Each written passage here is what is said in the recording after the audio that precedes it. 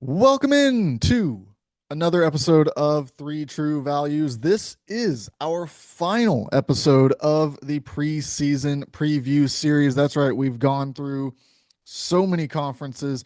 We've gotten you prepared with in depth analysis, breakdowns from some experts around the country. And now we are here to talk SEC in this first segment. In the second segment, we will have David Cobb of CBS Sports to continue the SEC breakdown. We will get in depth on some of the top teams in the conference with him, as we do every year in the preseason. Always great to catch up with him.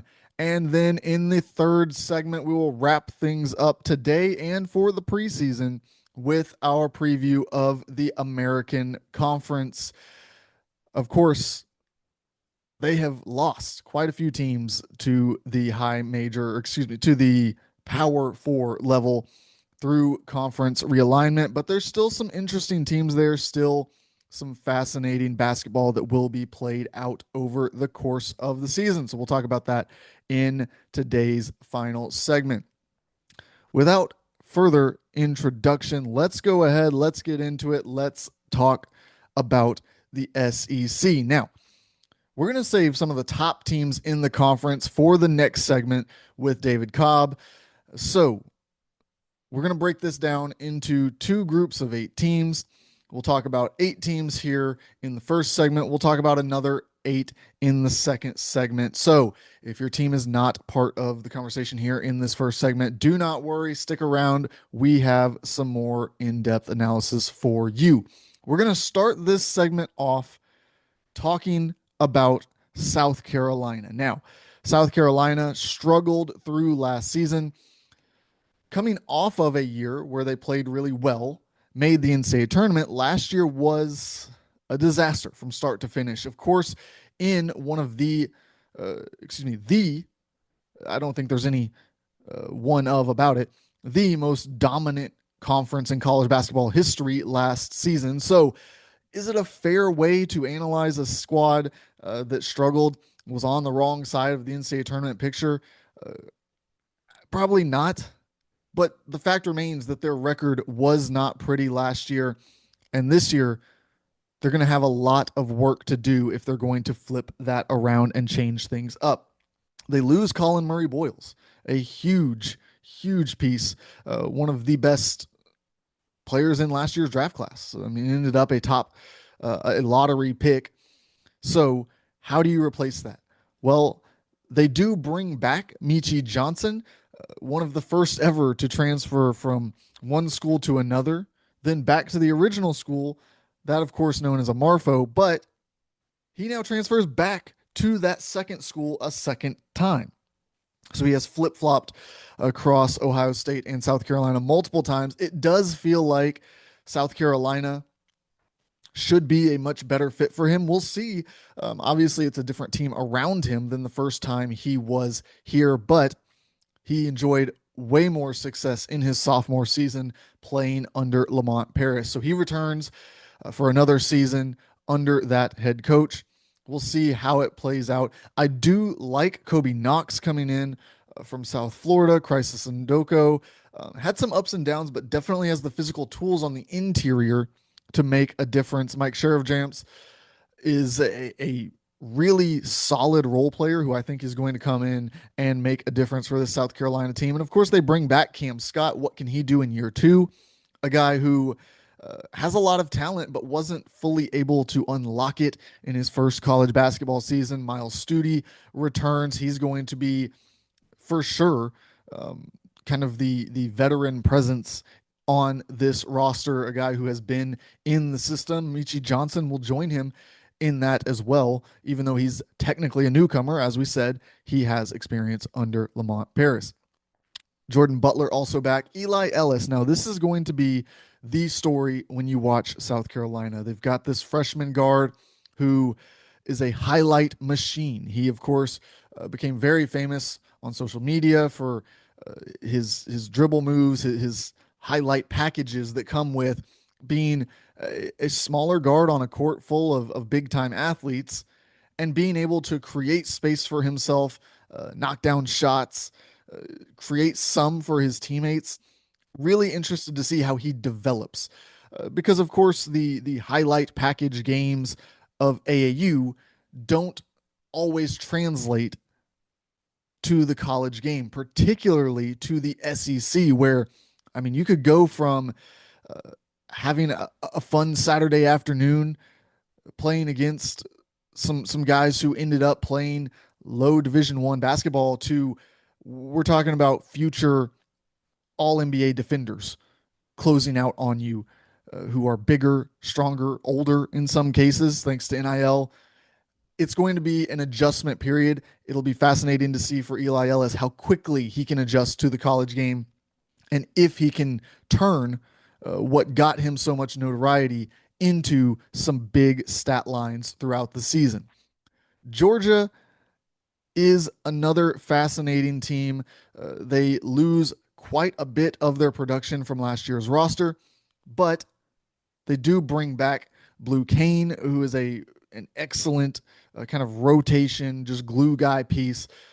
Justin Abson and Dylan James also back. Sompto Cyril, can he make a big leap forward? That's going to be key for this team on the interior. He is a just immensely physically talented center. Can he put the pieces together? Can he get the coordination on the interior down on both ends of the floor to make a bigger impact? That's to be seen, but I think that it's all there for him if he can put the pieces together. Jeremiah Wilkinson is going to lead this team. There's no question about that. He comes from Cal, where he put up big scoring numbers. He's going to be asked to do the same in the backcourt here for Georgia. Cannon Catchings, an interesting fit here, a guy who he can stretch the floor a little bit. He plays that kind of 3-4 hybrid role that is so valuable. How does it all play out for him? What is the next step in his development?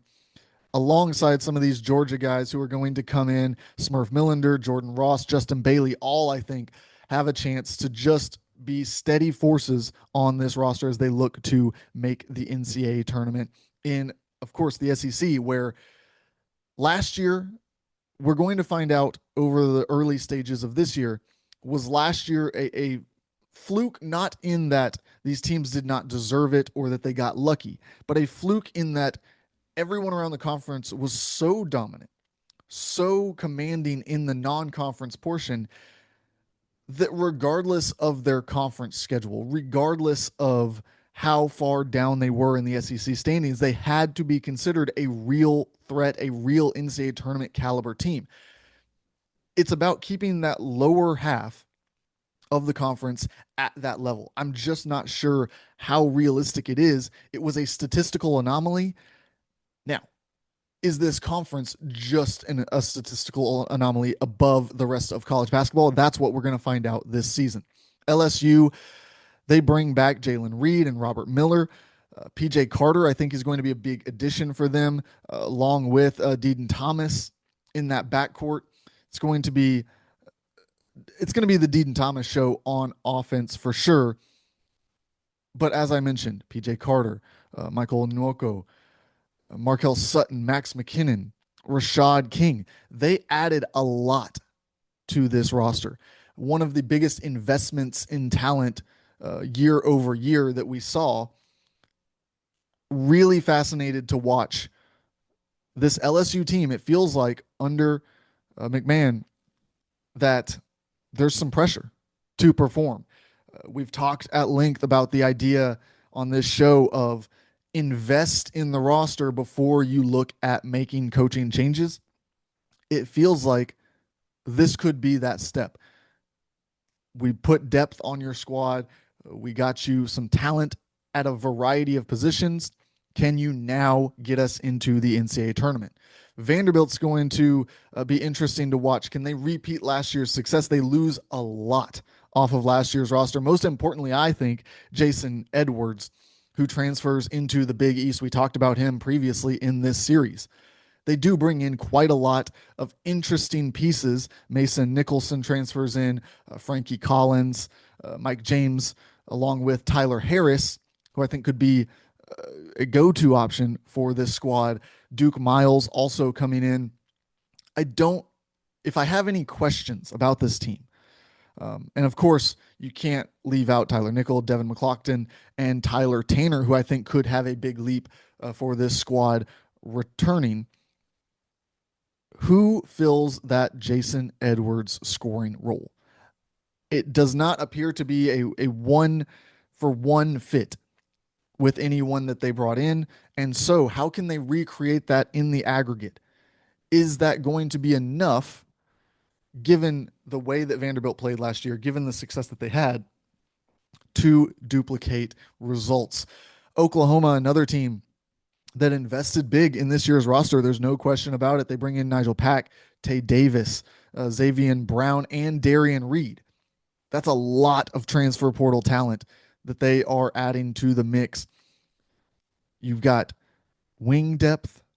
You've got some guard depth there. Mowage returns to this team. Jaden Jones is back. I'm interested to see with this Oklahoma team. I think that there are all the pieces there, but like many teams in college basketball, they're going to have to fit together. They're going to have to work on this cohesiveness that is needed to have success. Can they get a big jump out of Darian Reed? That could take them up a whole nother level. He's a guy who many people I speak to still have a lot of belief in his ability to jump forward. Ole Miss is a team that, I mean, you talk about teams that just have a wide variety of outcomes here. I like Nico Bundalo, the freshman who they flipped from Washington late in the cycle. Kamara Dean comes from overseas. He's played some high level basketball there. How does it translate coming to the college game? Corey Chest, an interesting piece that they bring in within the conference. James Scott, how about that addition to the front court? Really good year last season for Louisville. AJ Storr, look, it didn't work out at Kansas. There's no question about that. But his previous stop at Wisconsin, he was a go-to scorer, a guy who you could count on in the offense. Can he provide them with that?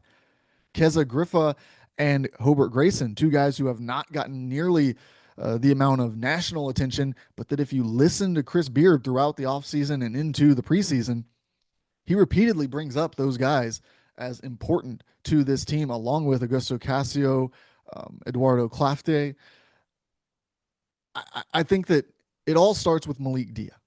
He will be the anchor for this team. He will kind of provide them with a floor of what they will be. From there, I mean, look, there's a lot of front court pieces that I'm interested to see how they fit together. From James Scott to Corey Chest, Nico Bundalo. And of course, Malik Dia is in that mix as well. So how do they rotate those guys? How do they get them on the court in big minutes? That is what I am watching most of all for Chris Beard and this Ole Miss team. Mississippi State, we're going to stay in the area there. It just feels like year after year, Chris Jans comes up with the goods. He brings the results of Core, a veteran guy who is coming in. Jabari McGee, Quincy Ballard, I think is going to be a really solid rim protector for this team. Jaden Epps, what can he provide? I really like the freshman, Jamarian Davis Fleming. I think that he's going to continue to develop into a really talented piece in that front court. But really, this is the Josh Hubbard show. He's going to be a preseason All-SEC pick. I think that he could get in the mix for All-American honors. He's that good. He's going to put up that big of scoring numbers this year. How far can he carry this team? That's going to be the question again this year. And we wrap up this first segment here. We'll talk about Texas. Sean Miller moves into this job. He brings back quite a few pieces actually from last year's roster. I like getting Jordan Pope back. I thought that while he dealt with some injuries, while there were some ups and downs to his game, I think he has a solid platform in that guard position. Getting Tremont Mark back, that was big. He is a big-time scorer and has been across college basketball in multiple stops for years now. Kendall Weaver, just the ultimate glue guy role player, has been with that Texas team. I think that getting him back and just putting him in the mix wherever you need him is going to be big for this team. Nick Cody also returns. We'll see if he can have an increased role. I'm really fascinated by Declan Duru, who comes in from Real Madrid, a guy who had been on some NBA draft radars. People were at least monitoring him and how he played overseas. Now he comes to the college game. What does it look like? Can he play a combination of the center and power forward position? We'll see how his role grows and develops over the course of the year. Of course, Camden Hyde comes in, provides you kind of a floor again in that front court. So important to these teams. Lassina Traore has a little bit of upside there coming from a lower level. We'll see how it translates immediately. John Clark, another kind of heralded recruit who joins the mix with Dalen Swain following his head coach to this next stop. If I have any questions here, it's about the backcourt and the depth there, how it holds up over time. But I do think that this Texas team has some real high upside, real second weekend potential if things fall the right way in year one under Sean Miller. When we come back on the other side, we will go through the remaining 8 SEC schools. You're not going to want to miss it with David Cobb of CBS Sports. Thanks right here on 3 True Value. Stay tuned.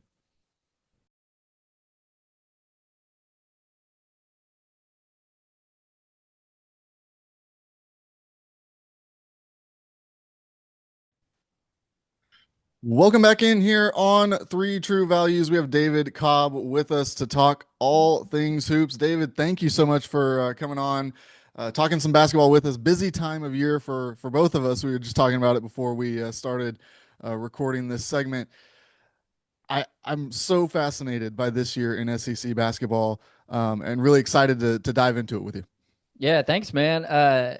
26 of the top 30 scorers, by my calculation, from last season are gone in the SEC. And I'm going to do my best to string together some coherent thoughts, but we are recording this the morning after game 3 of the World Series, and it sounds like we both stayed up to watch it in its entirety.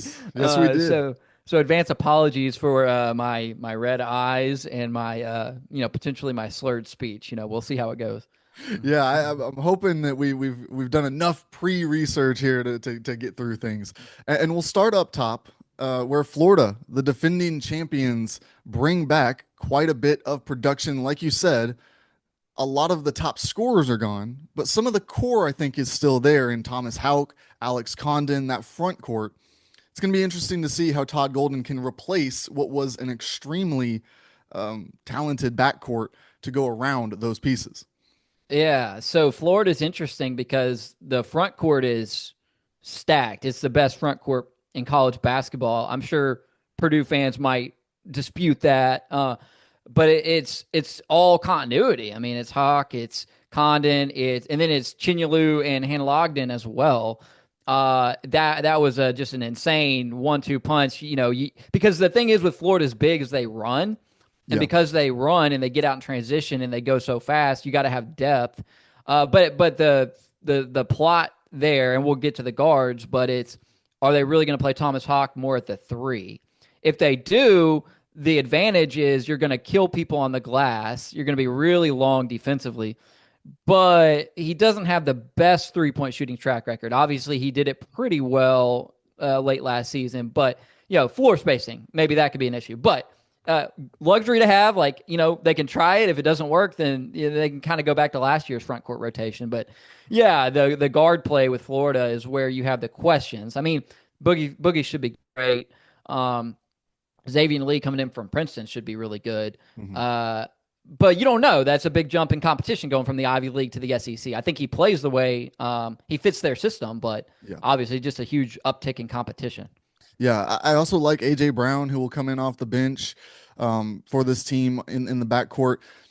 My biggest question around this team, and maybe the biggest ceiling question, is something to do with how can that 3-point percentage that you talked about. But my biggest question in terms of floor and what this team is going to be, if you told me what universe is Florida not back in the Final Four, I would say it probably has something to do with Boogie Flan and Xavier Lee and their fit together in that backcourt. And the biggest concern that I would have is that we saw Boogie Flan play with another guard who is considered a quote unquote small guard last year.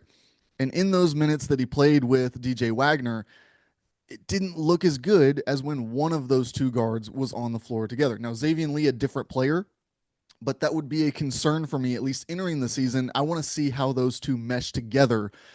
Two guys who are not only new teammates to each other, but trying to figure out both of them what their role is at all times while they're together out there. Yeah, right. I wouldn't necessarily classify Xavier Lee and Boogie Fland as being super physical guards, Mm-hmm. whereas last season Elijah Martin had that reputation of being a guy who probably could have played college football, very physical on the perimeter. And then Will Richard was like kind of Yep. long and rangy, and it brought some of that to the table. And for that matter, I mean, I mentioned Elijah Martin could have played college football. Like Walter Clayton Jr. definitely could have played college football as a DB. So he wasn't like big and bulky, but he was a guy that was, pretty physical and it could actually like, hold his own when attacking the cup and stuff. And Mm-hmm. so yeah, I think that makes a lot of sense what you're saying. And it's probably why they want to play Hawk more the three, because then it does give them a little more size. So that's kind of the great experiment with Florida. And they haven't played a televised exhibition. So there's not like a lot yet at this point to sink your teeth into to really, gauge how that experiment's going to go. Right. We talk about those contenders that are in that mix with them, and Kentucky is definitely going to be one of those under Mark Pope. We know about his philosophy. We know what he wants to get up and down and do now. We've seen that in one season, but I'm interested to see. Last year, it was all about getting in some culture guys. It was a lot of fifth year transfers, um, some pieces that came back for another season. But now you integrate some 5-star freshmen. You get Jasper Johnson, you get Malachi Moreno, and you mix that in with a combination of transfers incoming. Where do you see the biggest strength for this team right now entering the season? I think it's in the depth and the diversity of the roles. That's 2 years in a row now where I feel like Mark Pope has constructed a roster that has every sort of archetype of player that you could really want, which gives them a lot of different ways to beat you on a given night. Like Jalen Lowe, who they brought in from Pitt, he can be your primary distributor. Then you look at Otega Owe, your aggressive downhill driver, gets to the basket, really good defender as well. Cam Williams, spot up 3-point shooter. Mm-hmm. Denzel Aberdeen, sort of a Swiss Army knife of a guard who can do it all. Mo Diabate, versatile defender who can probably increase your physicality, improve your defense, because that wasn't a strength for Kentucky for most of last season. And then, I mean, I think one of the biggest questions is when you get Jaden Quaintance back and how Yep. healthy is he? Because you're talking about one of the best rim protectors in college basketball if he's at his best health wise. So you just look at and I mean, there's still 3 or 4 more guys who are going to be, in that rotation or on the fringes of it, who I didn't even mention, who all sort of bring their own unique abilities. Like Trent Noah's getting a lot of shine right now for being a good 3-point shooter, and he's a physical perimeter player. So, like, I just think that Mark Pope, 2 years in, has done a really good job of building diverse, multifaceted rosters that give him options for how to tailor the way he wants to play. And that helped him a lot last year when Mm-hmm. Jackson Robinson went down with injuries, and Lamont Butler was, playing in some like cyborg like shoulder cast. They were sort of hobbled, but he could still find ways to put a good product out there. Yeah, you mentioned Jaden Quaintance and his return from injury that we'll see when what the timeline emerges there. But I'm really fascinated by what that front court is going to look like. I think, like you said, there's so much versatility there. You've got Brandon Garrison, who has become kind of a veteran leader on that team, a vocal presence who I think can anchor things for some younger guys, and Malachi Moreno, who we know is an incredible rebounder coming into the college game. I think that'll get him on the floor early. And then Quaintance, as we said, just high level defender. He's going to have to figure out the offensive game more and more as he continues to play. But I do really like that front court and what it can become. Health already, though, is a conversation with this team. It was at the end of last year as well. And so that's one of those things that's, almost impossible to track and to predict. But right now, that looks like it might be their biggest concern. Yeah, I think it's probably a good thing they went out and got the Croatian big man Mm-hmm. late. Uh, Andrija Jelovic, if I've got the pronunciation right there. I'm aspiring to go up to Lexington on Thursday for their Georgetown exhibition, and hopefully get a pronunciation guide in front of me for that one. But no, that I like that those like sneaky late offseason additions. There's a lot of programs around the country that added international players late in the cycle, and they may not be the guys who you're thinking about right now in Mhm. October, late October, but come SEC play. If injuries are an issue, you're glad you have that depth. So he's a guy that played a good bit for them in the exhibition opener against Purdue, and depending on what it looks like with Quaintance and stuff, that could be really helpful to have another big on your roster like that. Yeah, you talk about teams that bring in international talent to kind of backfill the roster. Arkansas did that this year, and I'm interested to see how it plays out because Calipari, I think last year, obviously entering his Arkansas tenure, he made it very well known. He was done with the filling out a full roster. He was going to fill out his rotation. He was going to stick with it, and then outside of that, it was going to be some walk-ons. It was going to be some glue guys, things like that. But his guys were going to be his guys, and then Yeah. injuries hit. And I think he went back to the drawing board a little bit and said, okay, I like what I had, but how do I refine it? Turns out the answer to that was go get some raw overseas talent, develop it maybe over a couple of years, but at least it's there, break glass in case of emergency behind some really talented incoming players. Yeah, for sure. So they've got the depth there with the international guys they brought in, but that front line is sort of a vintage Calipari. Like for example, in their exhibition against Memphis, it was an 8-man rotation, Mhm. and it looked like a kind of a vintage John Calipari team, just in terms of the caliber of athlete and prospect that's out there on the floor. Darius Acuff being the headliner, 5-star freshman guard. Surprise! John Calipari is going to be relying heavily on a young, highly touted guard, and that's been with mixed results as Mhm. of late, if we're being completely honest.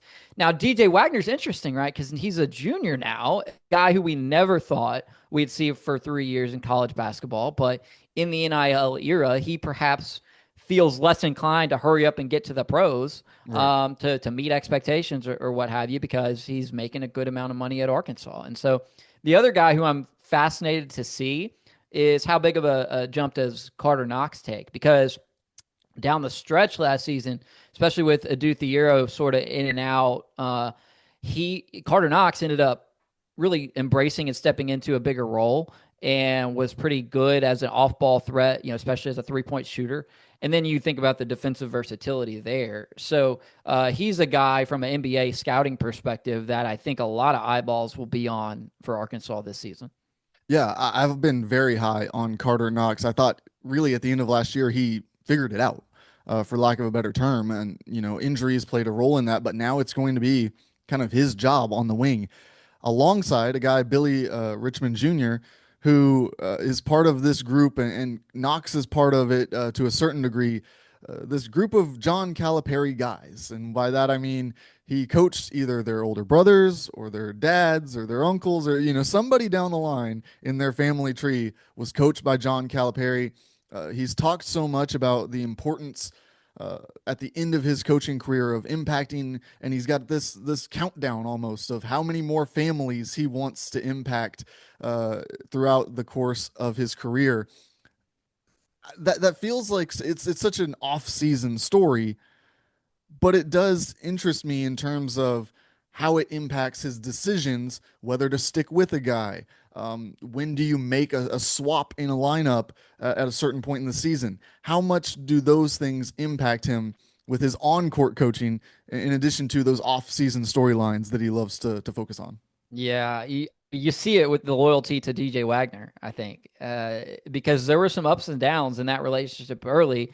And Kentucky fans, I don't think love the fact that DJ was getting as many minutes as he No, did as a freshman at UK when they had that was the year right when they had Shepard and yeah, Dillingham who were both coming off the bench. coming off the bench, you know. But now, I mean, DJ Wagner's developed into a pretty good player. He could be a fringe all SEC kind of guy this year, and so maybe that loyalty maybe it pays off. I don't know. Mm-hmm. Billy Richmond III was a big keep. I felt like for Yeah. Arkansas, another guy who got more minutes last season as the year went on because Boogie and Thiero were banged up and he started to blossom.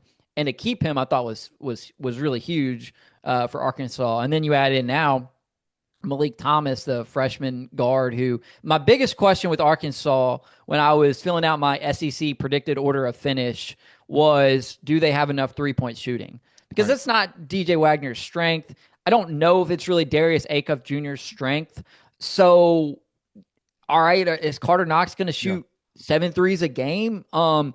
Trevin Brazil's kind of always been okay, but never high volume from the outside. So like that was my big question. But Yeah. you watch this Arkansas game against Memphis, the exhibition they did. Yeah, Malik Thomas can really shoot it. So that one's a big get because you got a guy who can. He doesn't even really look like a freshman, just the way he carries himself too. So Right. he's a guy who I think could really hit. Yeah, we touch on Alabama here as Nate Oates brings back just another team with a lot of talent on it. They get LeBaron Philon. I feel like we've kind of we're far enough removed or we're close enough to the season, one of the two, that we're not really talking enough about uh, LeBaron Philon and just how close to going to the NBA draft he really was. I mean, it was down to the last minute. He had already made an announcement that he was staying in the draft.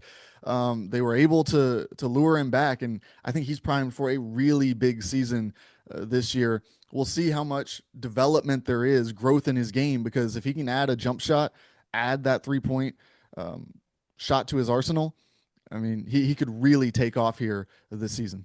Yeah, hard not to love that Alabama backcourt. Like it looks pretty solid. Like maybe I think probably without a doubt one of the top five backcourts in all of college basketball. Yeah. Because LeBaron Philon, as you mentioned, an NBA prospect set for that big sophomore year leap. But then you remember, oh yeah, Aiden Holloway's back there too, and he really popped last year because he wasn't great as a freshman at Auburn, No. but he took a lot of strides last year at Alabama. And then you get Latrell Wrightsell back from injury, Yeah. and if he's close to what he was before, then you're talking about, well, we don't really miss Mark Sears all that much, which is crazy to say. So that's what excites me about Alabama is you think about the way Nate Oates plays, the number of threes they get up. Well, you got three guys right there in Philon, Holloway, and Reitzel who are perfect fits for the way they want to play. My questions with Alabama are more with the front court and Yeah. the front line. When you lose Grant Nelson and a really great rim protector like Cliff Omarui, I mean that's a lot to replace on the front line. It is, and I thought that losing Mo Diabate might have been just as big of a loss as either of those two, because those two you knew you were losing, right? It was guys who were graduating out. You had time to kind of plan how you wanted to replace them. Mo Diabate, he enters the transfer portal, ends up at Kentucky, and I thought that they did well getting Taylor Bowl Bowen, a guy who similar mold of player. He's going to be the lengthy wing defender, playing the four, can switch on to a couple of different positions. I thought it was really important to get him, a guy who can also stretch the floor, not on super high volume, but we'll see that might turn into high volume in that Nate Oates offense. But I thought that he was a key addition and could be a key piece, swing piece for them throughout the season.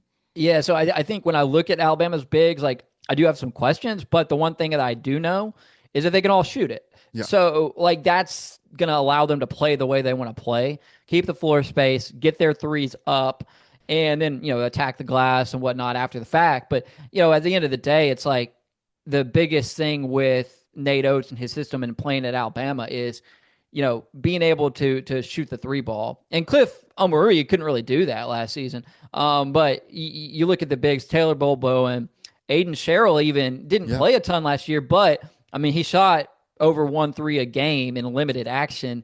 And so now you extrapolate that to, let's say he plays 24 minutes a night. Well, all right, he's going to get, maybe get 3 threes up, and that's Right. big. And you can do that at least a serviceable clip. So, and then Noah Williamson, who, I mean, I don't know. Like, right? Is he going to be SEC ready? I don't know. But like, he's another big man with a track record of 3-point shooting. So at least in theory, like it appears as though the bigs at Alabama are going to fit with the way Nate Oates wants to play.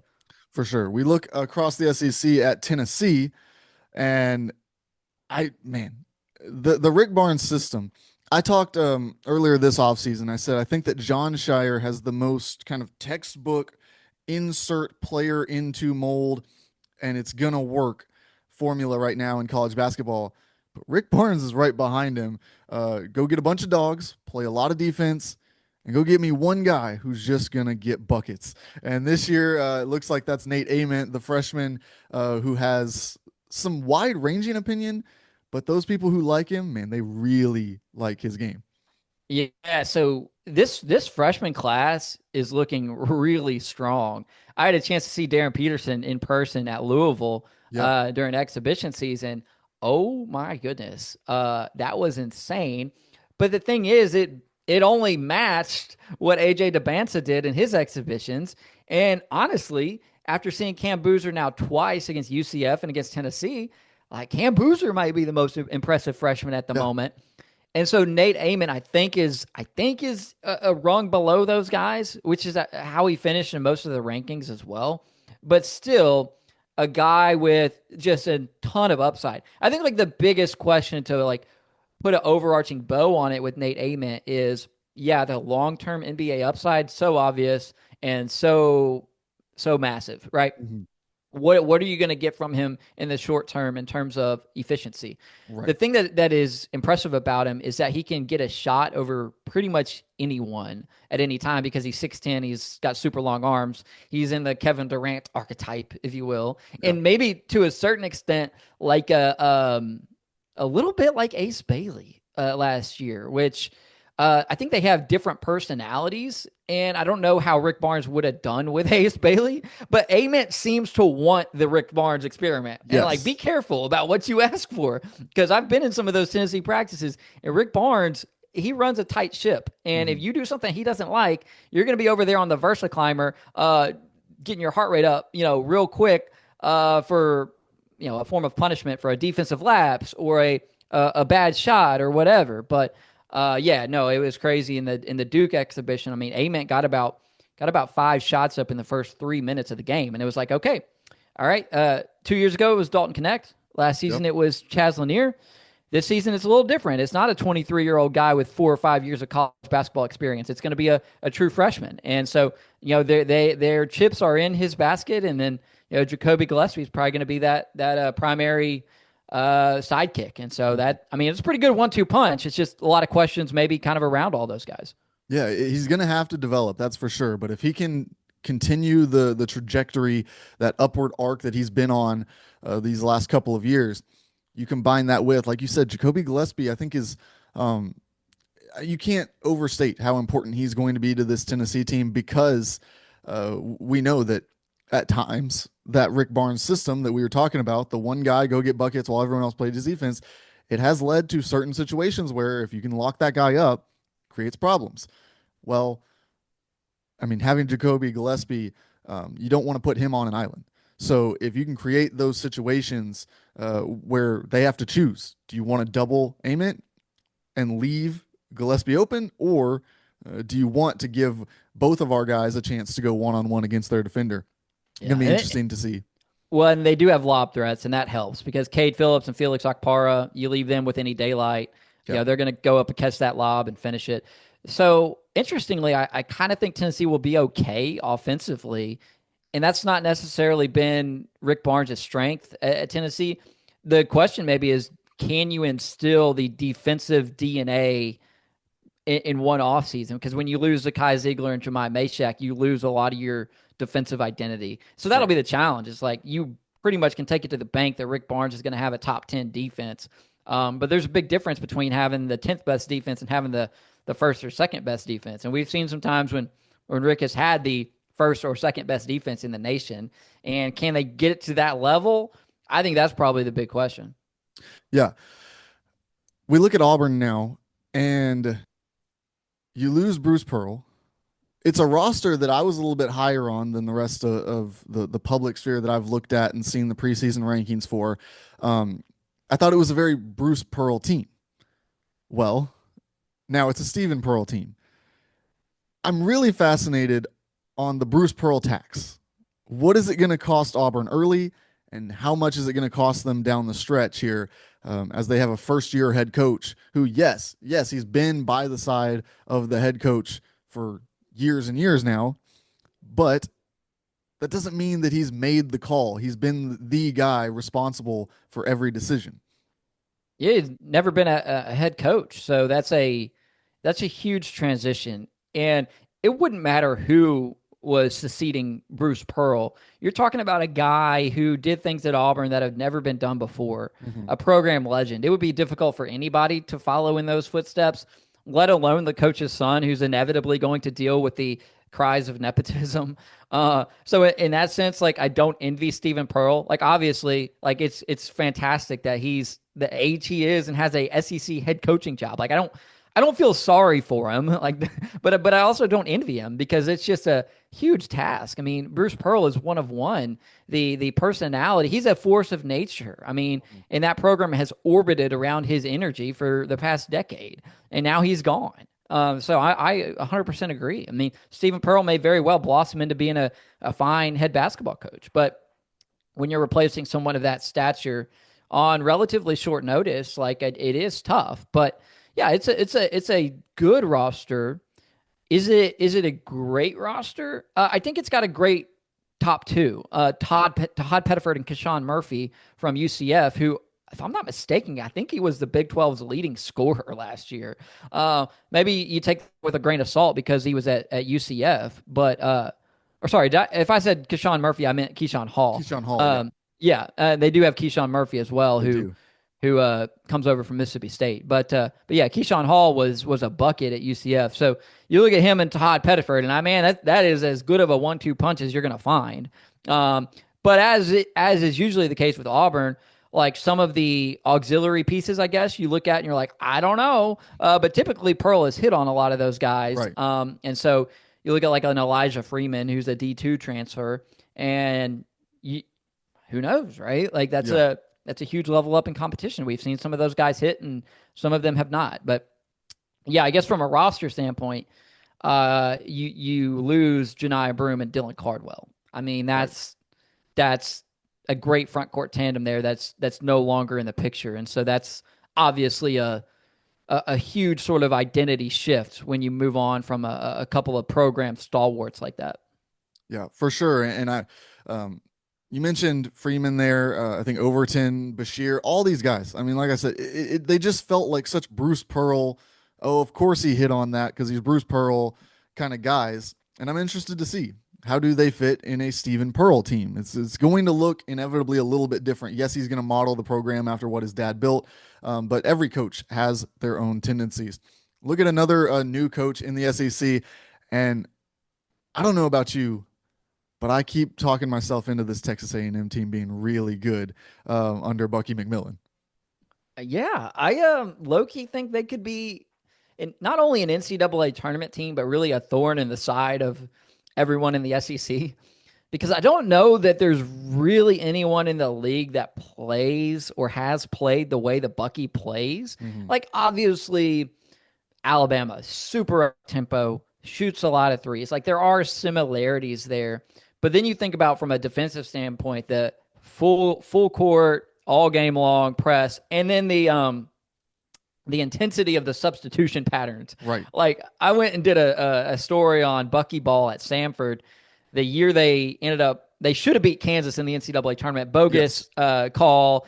Yeah, anyway. And the crazy thing about being at one of those games was the stats guy basically sounded like an auctioneer next to me because he's ticking off who's in the game, who's out of the game, and it's like it's every dead ball almost. They're subbing, and so they can wear you down if you don't have depth because they're going to play high intensity pressure defense for an entire 40-minute game, and if you're not ready for that, then it's a bit of a shock to the system. So I agree, man. Given the circumstances and given the fact that Bucky doesn't have a high major track record to speak of, like Mm-hmm. I think he actually put together a pretty good roster.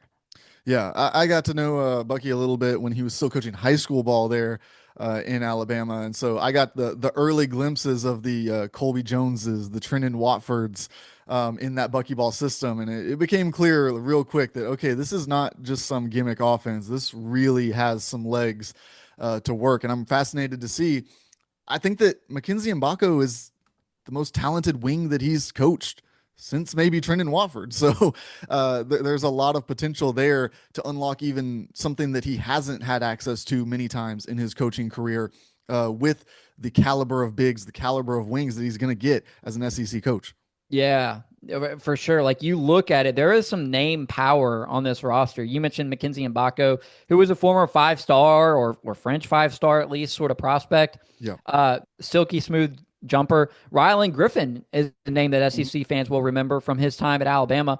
He was a highly rated transfer who went to Kansas last year, and along with AJ Store, for whatever reason, they didn't really pop, and Right. Store's now in the SEC as well. And then Pop Isaacs is like a guy that was again, like another really kind of a big name, and maybe I now mean, sort of he in was supposed to be Houston's point guard until Uzan came back.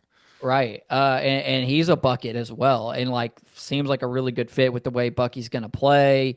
Then you get like Jakari Lane is a mid-major guy, but he was a top 100 transfer who can really Yeah. score it. And then it's like I actually think he's got the depth too to play the way he wants to play because you got to have 10, 11 guys who you trust if you're going to sub and rotate as much as he wants to. And I look at the roster and I see that. I think they do have it. And I'll give you one more, Marcus Hill, who is Hmm. a mid-major transfer who, I think he could pop because when you play in that system, it has a tendency to inflate your numbers a little bit because like okay maybe you only play 20 minutes but there's so many possessions that you got to you can be a double figure scorer playing 20 minutes a night. So yeah, I think A&M could be dangerous. I think they're going to upset a couple of teams, and there might be some nights where they get blown out too because when you play that many possessions and you're not on your game, then it goes the other direction, or it can. But they're gonna be a fun team to watch. Yeah. And I think this is a good year to be a first year coach in the SEC. Because it's gonna be brutal, of course. Like don't get me wrong, but when the league is replacing 26 of its top 30 scorers, that basically means that everyone in the conference is going through a lot of transition, Hmm. and so it's okay that you're going through transition because everybody else is too. Yeah. We've gone through a laundry list here of SEC teams. We've talked about most of the top teams. So I'm going to give you the floor here to wrap it up.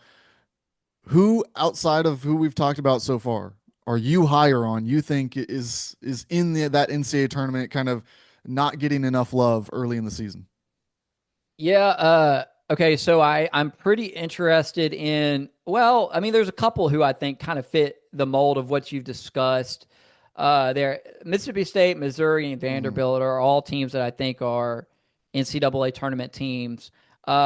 Missouri is really interesting to me because Mark Mitchell sort of Yeah. reclaimed his career trajectory after basically getting pushed out at Duke to make room for Cooper Flag, and he is solid. And then Anthony Robinson at point guard, probably one of the best defenders in the Yes. conference. And then a guy who offensively took major strides last season. So Dennis Gates has done a really good job there. And what they did last season, recovering from 23, 24. I mean, that showed you a lot about Dennis Gates, I thought, Yes. because they ended up going 0-18 that year, if I'm not They mistaken. did. Yes. Yeah, in the league. And then they come back, they win 10 games in the toughest conference in college basketball history, make the NCAA tournament with room to spare. Now they got a good bit of continuity back from that team.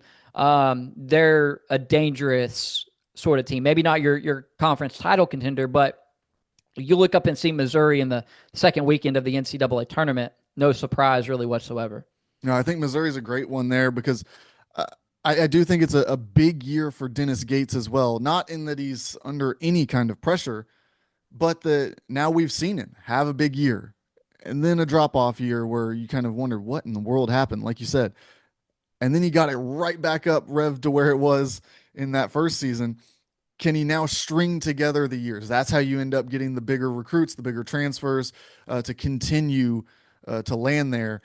He is the ultimate culture guy as a coach. I think that anyone who's followed him knows that, and so I believe in what he's doing there. But he still needs the resume or the record on that resume to back it up. Yeah, a big NCAA tournament run, and all of a sudden his coaching stardom is going through the roof, and he will be on that top 25 in one coaches list that we release every preseason.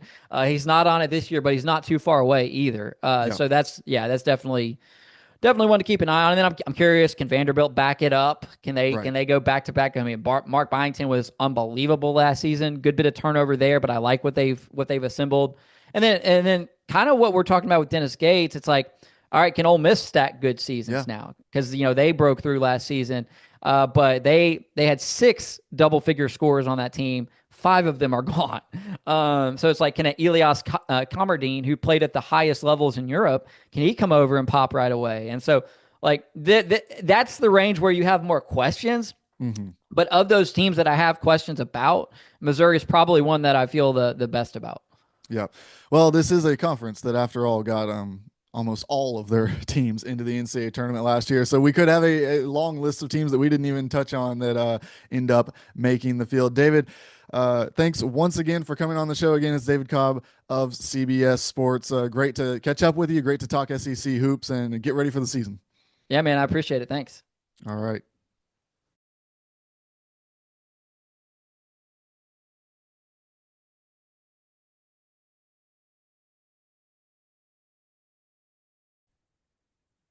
Welcome back in here on Three True Values. I want to thank David Cobb once again for joining the show. Always great to talk with him as we wrap up our conference preview series. That's right. This is it. The next time that we speak, there will be real college basketball to talk about. It's going to be fun. We're going to break down on that first Thursday of the season. We're going to take you through all the early results. We'll break down what we've seen. We'll break down what we know and don't know heading into the rest of the season after that first set of games. Everyone loves an overreaction early on in the season. So we're going to give it to you right here on Three True Values. Of course, on Tuesday, we will have just before, or maybe right as some of the games start to tip off, we are going to have, of course, our regularly scheduled meeting with Jamie Shaw to talk about all things scouting. So you're not going to want to miss that as well.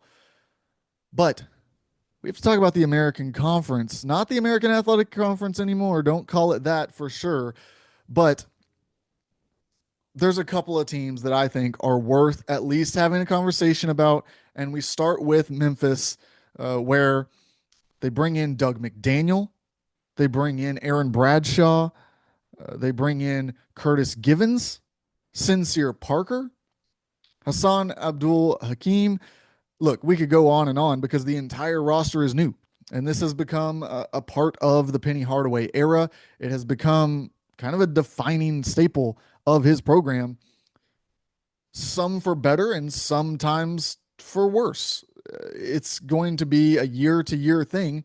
I don't think that it's necessarily fully just his game plan to hit reset every time, but through a mixture of results and locker room dynamics and, of course, eligibility year to year, it's played out this way.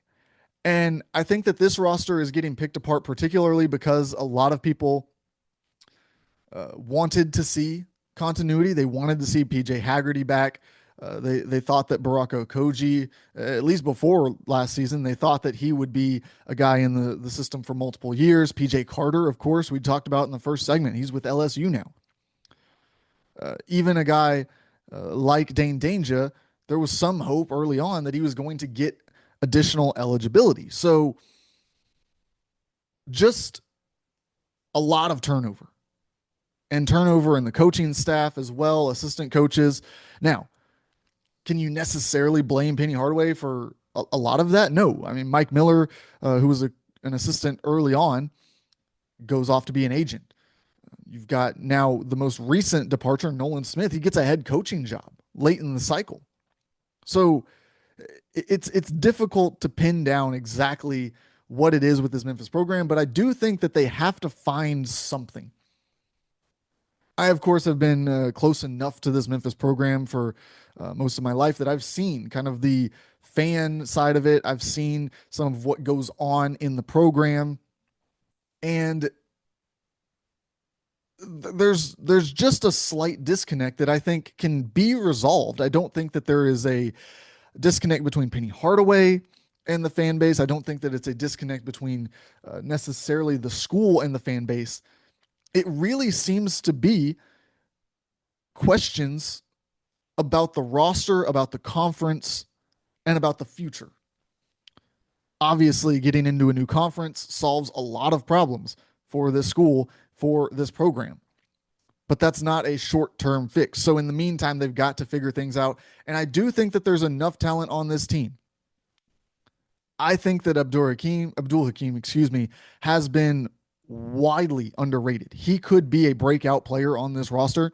Curtis Givens, as we know, was a highly sought after recruit who went to LSU last year, didn't get a lot of minutes. Can he find an increased role here? We'll see. Sincere Parker is dealing with off court issues right now, but is still eligible as of right now to play as that legal process plays out. I do like the addition of Zachary Davis on the wing. I think that he's the kind of player that you need to have success if you're going to be a Memphis and face some of the bigger programs, quote unquote. Quante Berry, again, a depth piece that I think just adds a little bit to this group, enough to help them compete at the highest levels that they want to. Size is going to be a question. Look, Aaron Bradshaw cannot get in foul trouble. They've got some names behind him, but not a lot of proven talent at the level that they are going to be hoping to compete at.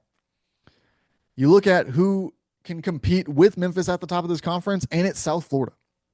Look, they bring in Brian Hodgson as the head coach, and immediately this team is on a different level. They bring back CJ Brown and Deontay Green. I think that both of them could have an increased role this season, but Damian Collins makes his way to South Florida. I think that that is going to be big. He's like some of these Memphis additions that we talked about, guys who former five-star, played at a big school, had up and down roles throughout the early tenure of their career, but now veteran presences, guys who should have things figured out a little bit more. Can he have a big impact on this team? Isaiah Nelson, Joseph Pinion, some pieces that worked really well previously under Hodgson. Xavier Brown transfers in, interested to see what he can provide. Wes Ennis. There's just a lot to like about Brian Hodgson, what he has accomplished, what he has set forward. We know the style of play that he wants to use. And I think he's got enough players to get things rolling in the right direction here. The other team that I'm interested, I think, most to see what they turn into is UAB, who is another team replacing just about all of last year's production. Yaxel Lindeborg being gone is going to be a massive blow for them. But they bring in some interesting pieces. I like Chance Westry coming in, Kyron Lindsay, Paul Jabet. I think that there's a chance for this team to kind of bounce back and say, look, yes, we lost big pieces, but we brought in some guys who transferred down a level. See how that plays out. FAU, another interesting one, because they bring in Cannon Carlisle, who last season was one of the top transfers on the market. He had a down year, but can he bounce back? Now playing at a lower level, I like the odds of that happening. Devin Williams, Isaiah Elohim, again, just some guys who are transferring down a level who maybe didn't figure it out at their last stop, but man, I think that they've still got the talent to perform, particularly against this level of competition. Nicolo Moretti, Max Langenfield, Devin Vanterpool, all those guys return as well for this FAU team in year two under Jackus. Wichita State will wrap things up here. Interested to see because the ball is starting to roll. Like the coaching change and now a couple of years in the system, you've kind of got what you have. And I like a couple of their additions. I think Will Berg could have an impact. Karen Boyd. I'm interested to see. It feels like it's time. It's time for this Wichita State program to start moving back in the right direction this year. If they can do that remains to be seen. Of course, this looks right now like a one bid league, but if a Memphis can take off and have a really good non-conference schedule, if a South Florida can sneak up and really start to find success early on in the year, I do think that there is a path to multiple bids for this conference. It's just not going to be easy. We talk about how strong the SEC is, how many teams they can put in the field. Yeah, you're going to have to compete head to head against some of those. So we will see how the American plays out over the course of the year. We'll see how all of these conferences play out because next week we start analyzing real basketball. Thanks for sticking with us through this preseason slate. Love having you here. Please continue to like, share, subscribe, all of that stuff. We're trying to grow the brand here. We are trying to get the word out about Three True Values. You're not going to want to miss all of the content we have lined up for you throughout the season. We're going to talk bracketology. We're going to talk, of course, recruiting an NBA draft with Jamie Shaw. We are going to talk about the news and results that pop up each and every week. So don't miss any of it right here on this channel on Three True Values. I'm yours, James Fletcher. Thanks for tuning in.